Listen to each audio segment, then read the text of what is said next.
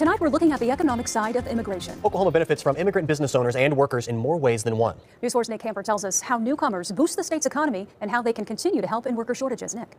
The majority of our Afghan refugees are big families requiring larger apartments, and those are harder for anybody to find right now. Oklahoma City's housing market is about a 98% occupancy.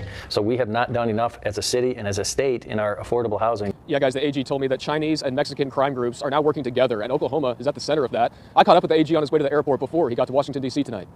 It's been a tumultuous week in Oklahoma and across the nation as people react to executive orders signed by President Donald Trump. A temporary ban on immigration from 7 Muslim countries and a 4-month delay of accepting refugees fleeing persecution around the world has created fear and confusion. It's also prompted warnings that the action could mean the difference between life and death for those awaiting freedom in the U.S. Refugees who escaped the Taliban and settled here in Oklahoma City are facing some new problems. They were welcome here by the governor and others, but they've been assaulted, and now some having trouble finding affordable places to live. News 4's Caitlin Ogle joins us with the details. Caitlin?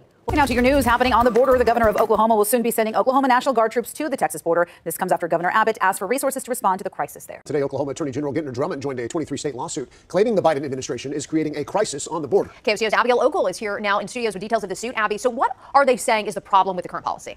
The Oklahoma Senate will rewrite a bill that would offer illegal immigrants who pay taxes a chance to receive a state driver's license. Fox 25's David Chasnoff joins us in the studio. David, you heard that debate at the Capitol. Why is this bill now being reworked? Good evening, Wayne. Senator Michael Brooks made the move after answering a lot of questions from Republican lawmakers about the impact this bill could have on voting.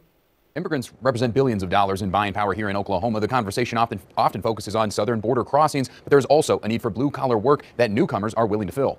Catholic Charities says there simply isn't enough housing to go around. 1,000 Afghan refugees fled to Oklahoma City last September. Today, 150 refugees are still living in hotels. This case claims more than 5.5 million immigrants have been released back into the U.S. since Biden took office in 2021. AG Gentner Drummond said today, quote, "This catch and release immigration policy is worse than irresponsible. It is shameful and presents a serious threat to public safety." He went on to blame the nation's sex trafficking and fentanyl epidemic on the situation at the U.S.-Mexico border.